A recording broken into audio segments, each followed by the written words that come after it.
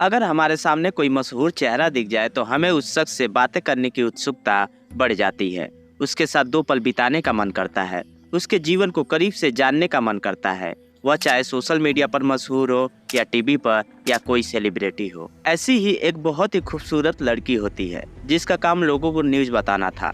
दरअसल पेशे से वह लड़की न्यूज एंकर थी। वह एंकर टीवी पर न्यूज दिया करती थी। वह लड़की इतनी खूबसूरत थी कि हर कोई उससे मिलना चाहता था, उनके साथ सेल्फी लेना चाहता था। इसी तरह से उसकी पहचान दिनों दिन लगातार बढ़ती जा रही थी। एक दिन उस लड़की का स्कूटर रेलवे स्टेशन के पास मिलता है।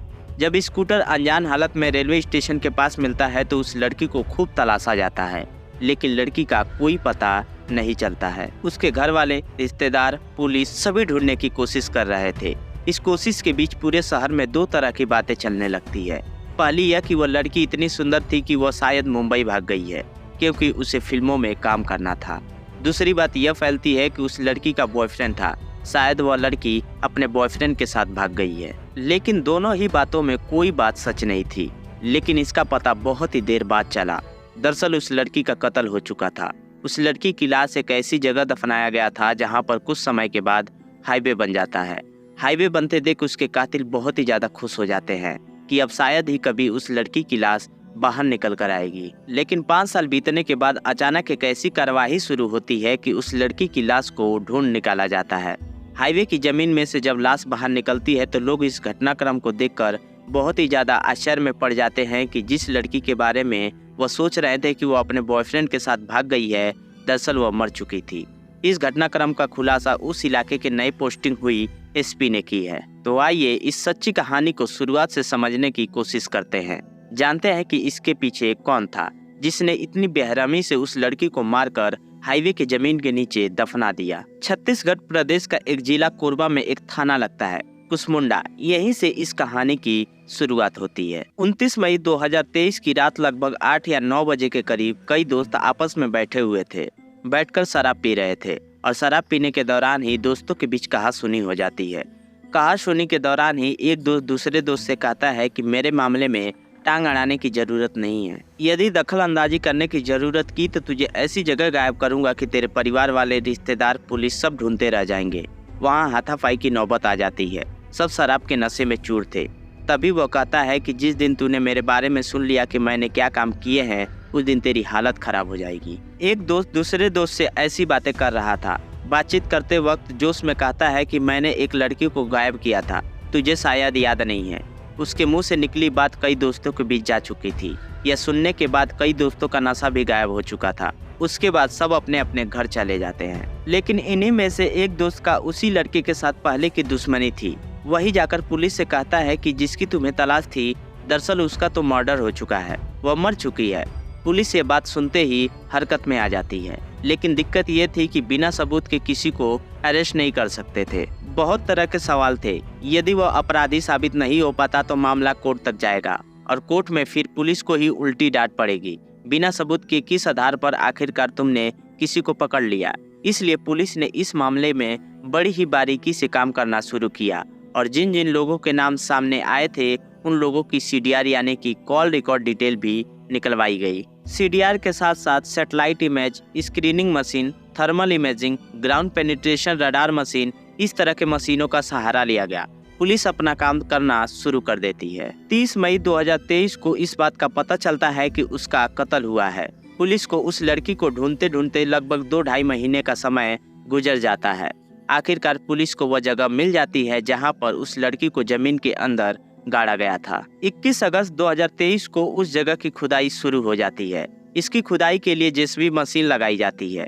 2 दिन लगातार मशीन चलाने के बाद आखिरकार पुलिस को 22 अगस्त 2023 को लाश मिलती है। लाश क्या कहें, वह कंकाल बन चुका था। वहाँ कपड़े थे, बाल थे, चप्पल थे, कुछ ऐसी चीजें थी जिसके आधार पर यह पता कर सकते हैं कि यहाँ पर कोई न कोई लाश दबाई गई थी। आपको बता दें कि उस लड़की को जहां दबाया गया था वहां पर एक हाईवे बन चुका था। 43 करोड़ रुपए की लागत से बनाया गया हाईवे तोड़ा जाता है। उसके 8 फुट की गहराई से जब लाश निकलती है तो लोगों को यकीन करना मुश्किल हो रहा था। चारों तरफ इसी की खबरें पहुंचने लगती है। तभी पुलिस इस मामले की जांच पड़ताल में जुट जाती है।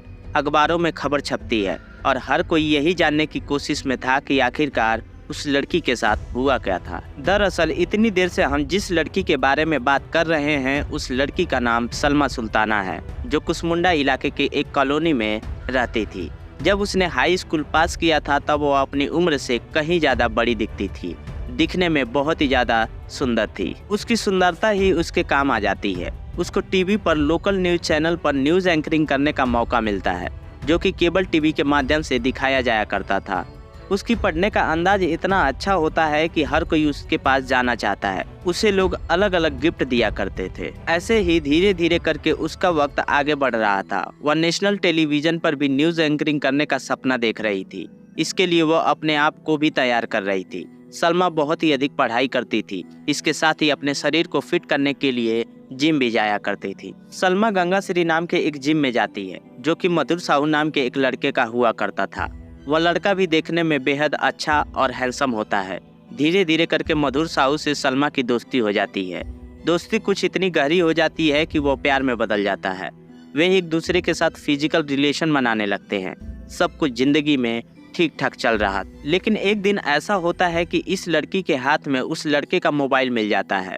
जब सलमा उस मोबाइल में देखती है तो उसके होश उड़ जाते हैं। उस मोबाइल में कई लड़कियों के फोटोग्राफ्स होते हैं।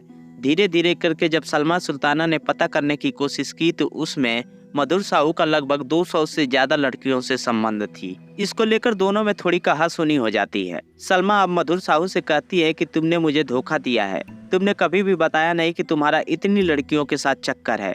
मधुर साहू भी सलमा के ऊपर इल्जाम लगाने लगता है कि पूरे शहर में जहाँ जाती हो वहीं लोगों के साथ मिलती जुलती हो।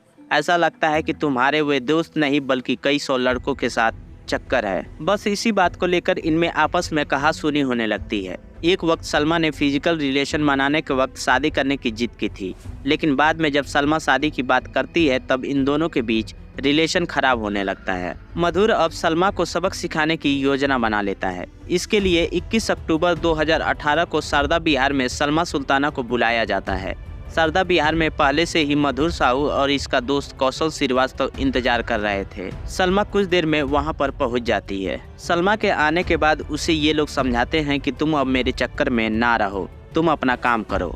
और इसी बात को देखते हुए इनमें फिर कहासुनी हो जाती है। पहले मार पिटाई होती है। उसके बाद मधुर साहू ने सलमा के गले में जो दुपट्टा पड़ा हुआ था उसी दुपट्टे को धीरे धीरे करके गला दबाना शुरू कर देता है। वह तब तक गला दबाता है जब तक उस लड़की की जान नहीं निकल जाती है। जैसे ही सलमा की मौत हो जाती है वे लोग उसकी लाश को ठिकाने लगाने के बारे में सोचने लगते हैं। उन्हें कुछ समझ में नहीं आ रहा था। तभी वे अपने एक और दोस्त अतुल शर्मा को फोन करते हैं। अतुल से कहते हैं कि हमने ये कांड कर दिया है, अब क्या करें। तभी तीनों यानी मधुर साहू और इसका दोस्त कौशल श्रीवास्तव और अतुल शर्मा ये तीनों मिलकर उसकी लाश को कपड़े में लपेटते हैं।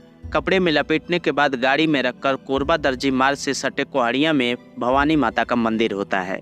उसी मंदिर के पास सड़क के किनारे एक गड्ढा खोदने के बाद उस लाश को उस गड्ढे के अंदर दफन करके चले जाते हैं और उसकी जो स्कूटर होता है उस स्कूटर को रेलवे स्टेशन के पास खड़ा कर देते हैं। इस रेलवे स्टेशन पर लवारिस खड़ी स्कूटर की खबर पुलिस तक पहुंचती है, लेकिन पुलिस इस मामले में ज्यादा गंभीरता से कार्रवाई नहीं करती है। लोगों को, घर वालों को, रिश्तेदारों को ऐसा लगता है कि यह लड़की किसी के साथ भाग गई होगी या फिर कहीं बिना बताए काम करने के लिए चली गई होगी, क्योंकि उसके बहुत सारे बड़े सपने थे जो हमेशा अपने घर वालों को बताया करती थी। धीरे धीरे करके वक्त गुजरने लगता है। लगभग 3-4 महीने गुजर जाते हैं, लेकिन जब 20 जनवरी 2019 को इस लड़की के पिता का देहांत हो जाता है उस समय टीवी और अखबारों के माध्यम से सूचनाएं दी जाती है कि सलमा जहां भी कहीं हो वापस आ जाए। लेकिन वह लड़की तो मर चुकी थी, तो वह वापस कैसे आए। जाहिर सी बात है कि वह लड़की अपने पिता के देहांत में शामिल नहीं होती है। उस समय सलमा के घर वालों को एक बात खटकती है कि जरूर सलमा के साथ कुछ गलत हुआ है, क्योंकि ऐसी कोई भी बेटी नहीं होगी जिसके साथ पिता और बेटी के अच्छे संबंध हो लेकिन पिता के देहांत पर वह ना आए। तब घर वालों ने कुसमुंडा थाने में जाकर गुमशुदगी का FIR दर्ज कराते हैं। पुलिस इस मामले की जांच पड़ताल शुरू करती है। सलमा के मोबाइल की CDR के माध्यम से पता करने की कोशिश करते हैं कि सलमा किन किन लोगों के संपर्क में थी।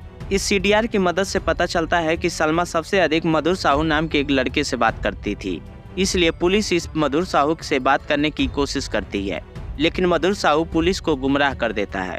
कोई भी सही सवाल का जवाब नहीं देता है। धीरे धीरे करके ऐसे ही वक्त गुजर रहा था। साल पर साल बदलते जा रहा था। साल के साथ सलमा को भी लोग भूलते जा रहे थे। अब समय बदलकर 2023 आ चुका था। इसी साल पुलिस ने मार्च में ऑपरेशन मुस्कान चलाया था। उस मुस्कान ऑपरेशन का एक ही मतलब था कि लड़की, महिलाएं और बच्चियां जो गायब हो चुकी हैं, उनके केस को दोबारा ओपन किया जाए। लेकिन इस अभियान के माध्यम से भी पता नहीं चल पाता है। 29 मई 2023 को जब 3-4 दोस्त शराब के नशे में होते हैं, उसी नशे में इन दोस्तों के बीच कहासुनी हो जाती है और वहीं पर सलमा की गुमशुदगी का राज खुलता है। पुलिस को इस केस का एक सबूत मिलता है। अब पुलिस उन लड़कों को उठा लेती है और अपने तरीके से पूछताछ करना शुरू कर देती है। पुलिस को 2 आरोपी हाथ लग जाते हैं, लेकिन मुख्य आरोपी मधुर साहू भाग जाता है। उसका भागना ही पुलिस के लिए एक बड़ा सबूत होता है। आखिरकार पुलिस उन सभी को गिरफ्तार करती है। उन तीनों से सख्ती से पूछताछ की जाती है। वे तीनों लोग अब सलमा के गुमशुदगी का पर्दा एक एक करके उठाना शुरू कर देते हैं। वे बताते हैं कि उन्होंने सलमा को भवानी मंदिर के पीछे दफनाई है, लेकिन जब पुलिस वहां पर जाकर देखती है तो वहां पर हाईवे बन चुका था। वह हाईवे लगभग 43 करोड़ रुपए के माध्यम से बना हुआ था। पुलिस को समझ में नहीं आ रहा था कि सलमा की लाश को कहाँ छुपाया गया है।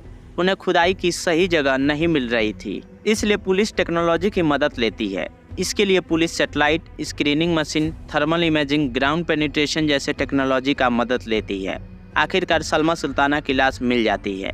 कई साल गुजर चुके थे, जिस वजह से उसकी लाश कंकाल का रूप ले ली थी। डीएनए सैंपल के माध्यम से पता चल जाता है कि वह कंकाल सलमा सुल्ताना की ही थी।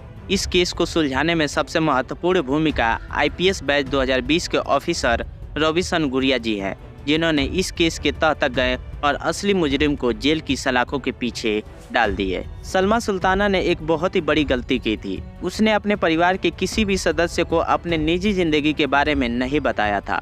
उसने नहीं बताया था कि वह किसके साथ रहती है, किसके साथ उठती बैठती है। अगर किसी सदस्य को ये सभी चीजें पता होती तो शायद इस केस को सुलझाने में इतना वक्त नहीं लगता। उम्मीद है कि आपको इस केस के बारे में जानकर कुछ सीख जरूर मिला होगा। वीडियो पसंद आए तो लाइक करें और चैनल को सब्सक्राइब करना ना भूलें। जय हिंद, जय भारत।